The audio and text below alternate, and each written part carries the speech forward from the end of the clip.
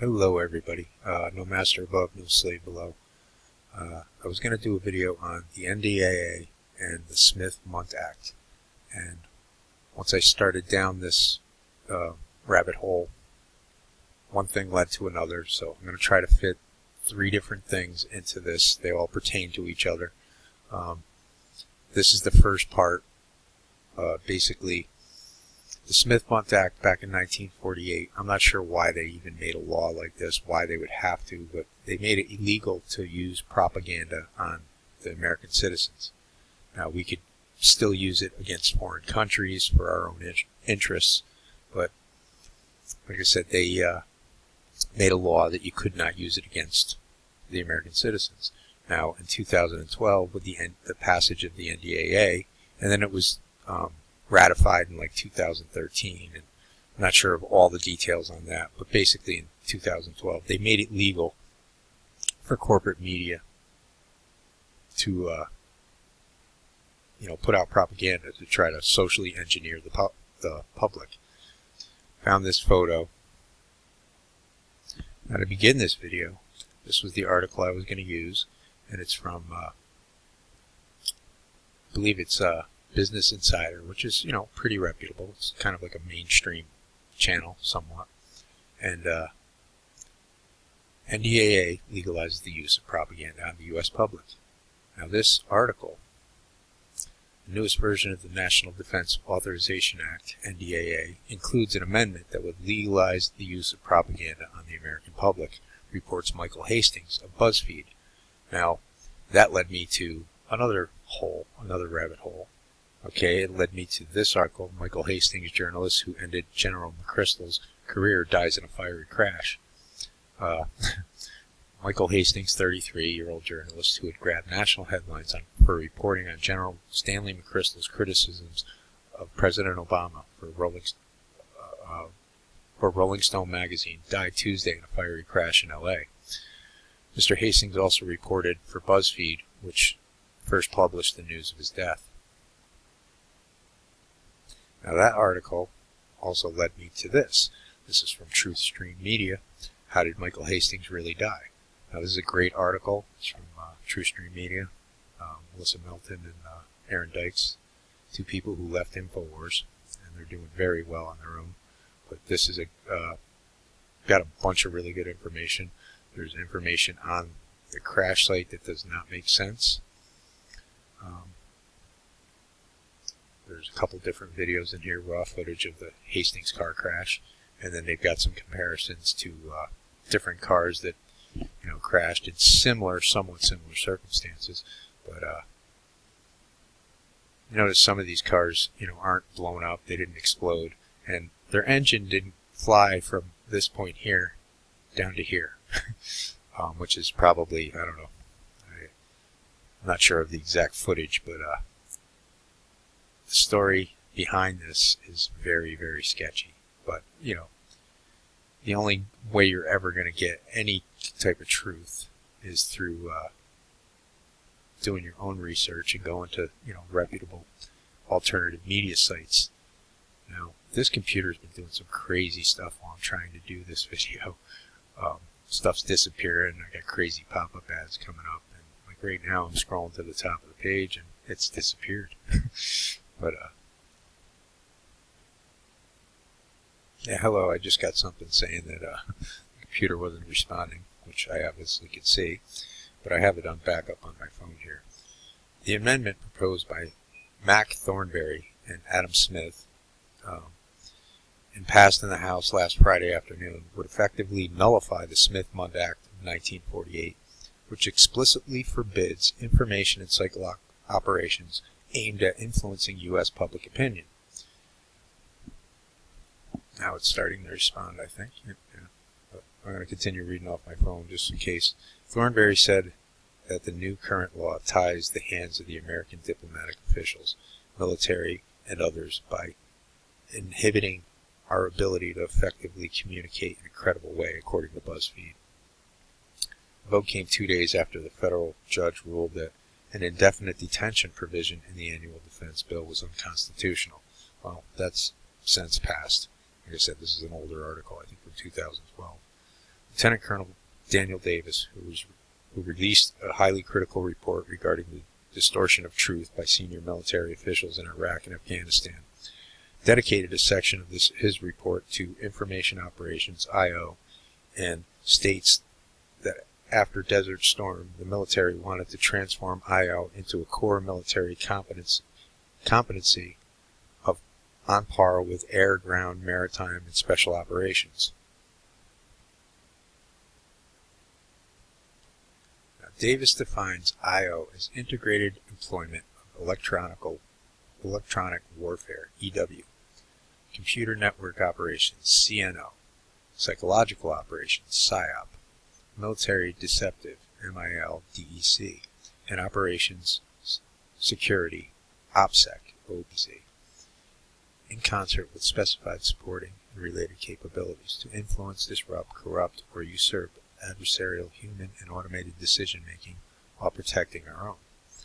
IO are primarily used to target foreign audiences, but Davis cites numerous senior leaders who want to, in the words of Colonel Richard B. Leap, protect a key friendly center of gravity, to wit U.S. national will, by repealing the Smith-Mundt Act to allow the direct deployment of tactics on the American people.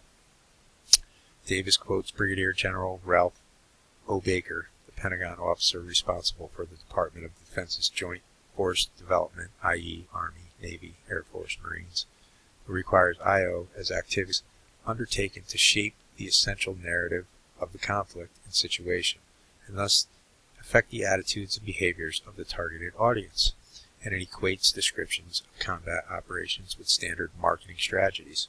For years, commercial advertisers have based their advertisement strategies on the premise that there is a positive correlation between the number of times a consumer is exposed to a product advertisement and the consumer's inclination to sample the new product. The very same principle applies to how we influence our target audiences when we use coin. Now, as I'm reading this, it rings a bell with Jade Helm. A lot of people went over the top thinking that this would be possibly martial law this summer. What it was, and it came out eventually, a lot of people jumped the gun, and usually, we all speculate a little bit too much sometimes in the beginning, but hey, sometimes we can thwart whatever plans they have by actually getting them out there. But I don't think this plan was anywhere, to enact martial law. But it was a plan to practice it, and to practice going unseen, doing what they did. They were supposed to do most of their actions, covertly at night. And they said, if we're recognized, then we're not doing our job correctly. Now, they were corrupted, most of the towns that allowed this to happen. They were corrupted with money. They were influenced. Basically, when money's in, or corruption, anybody can be bought, and that's what's happening with the federal government. They're basically holding over the heads of states. If you don't go along with it, your schooling, we're not going to fund your lunch programs. So everything pretty much in this government is done by coercion. They take us, they rob us of our labor, of our gains, with taxes that are totally, it's just theft. Taxes are nothing more than theft. And then they take and distribute that money how they see fit. We have no say in what they do. They're starting wars, across the world, not for our benefit. They're doing it for their own benefit, enabling an agenda of what will ultimately be the New World Order. And they're just doing what they're told to do, what they're paid to do. And they're, trying to do it somewhat covertly, thinking, we still have some kind of freedom in this country where we can actually choose every 4 years, who the next president's going to be. And that is the definition of insanity to me. Choosing, doing something over and over and expecting a different result. Now I'm back on True Stream Media here. In short, you couldn't write a better movie script than this morbid theater that is being rolled out like a red carpet before our eyes, ladies and gentlemen. The coroner found traces of amphetamine and marijuana in Hastings' system. Let the media games begin. The Associated Press began its report on Hastings' autopsy with, after 14 years of sobriety, journalist Michael Hastings had returned to drugs. Never mind that he would have made him 19 years old, a teen at the time when he last did drugs, something our own president has admitted to numerous times, and that's Obama and Bush. Cokehead. I'm pretty sure Obama did a lot of crack, cocaine, and marijuana. We all know Jeb smokes pot, or he used to. Prior to even reading the story itself, let's consider the LA Times headline, Coroner Family Link Michael Hastings to Drug Use at Time of Death. It's pretty straightforward. The LA Times is suggesting that drug use played a role in Hastings' car wreck. But then the story actually says coroner officials said Hastings had traces of amphetamine in his system, consistent with the possible intake of methamphetamine many hours before his death, as well as marijuana. Neither were considered a factor in the crash, according to toxicology reports. The paragraphs pertain to his possible relapse into, doing drugs. They're going to discredit anybody who does drugs. And there's a lot of good people out there who do good work who do drugs. Might be alcoholics or whatever. As you read further down in this article, before his untimely death, Hastings was working on a story about Barrett, announcing mysteriously to his followers, "Get ready for your mind to be blown." Now this kind of reminds me of Andrew Breitbart. Breitbart had announced that he had some stuff on Obama, and this is this kind of is a lesson learned for people. If you have some info, don't say, "Well, I'm going to release it on this date." Get it out there. Get it out there now. It might actually save your life. They may kill you, but at least get the information out. Because what they do, you've seen it in movies. If you've got something, they're going to kill you. They're going to take you out. They might do something to a family member and then, extort you, do whatever they have to do. But then they're going to steal it off. They did it with Nicholas Tesla. They did it with Nikola Tesla. Like I said, I definitely believe that Hastings was definitely onto something. And, there's enough crazy stuff going on in this government, this corrupt government, that, who knows exactly what he had. But Breitbart said he had stuff on Obama.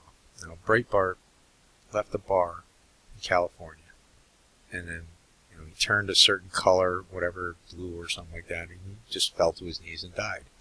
Now, the crazy part about that story, not only did he die, but days later, after the coroner came out and said whatever about his report, and probably said, whatever he had to say, or whoever's controlling all this, mysteriously the coroner died also. Now, there's been so many people out there that want to whistle on things, and then they, shoot themselves in the head twice. Gary Webb was exposing the CIA Contra scandal, or the cocaine running back in, I think it was in 1984. It was a great movie. The movie came out recently, and I know a lot of the people who did reviews of it, people in alternative media, said, "Wow, they actually had a lot of truth in that movie." And something I've been led to believe, that you're going to find a lot more truth in movies and TV today than you will find on the media. Propaganda media this is what we want you to believe. Now, television's a movie. You get actual real. I'm not saying everything is real, but a lot of it, I'd say a good percentage of it, is actual truth. But their way to discredit the fact that they're showing you what they might possibly do in the future, like the X-Files, the new episode of the X-Files, that basically put in everybody's face, this is our plan, this is our agenda. But when you start talking to somebody and say, "Hey, watch this video, somebody did a great video, Sergeant Report did it, I mirrored it on my channel, got a lot of views for it. I know there's other channels that mirrored it and it got tons of views."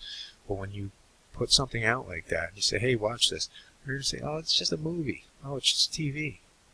Well, like I said, I think there's a lot more truth in TV. Now, there's a picture of his car. And like I said, his car was here on this tree, and his engine was down here.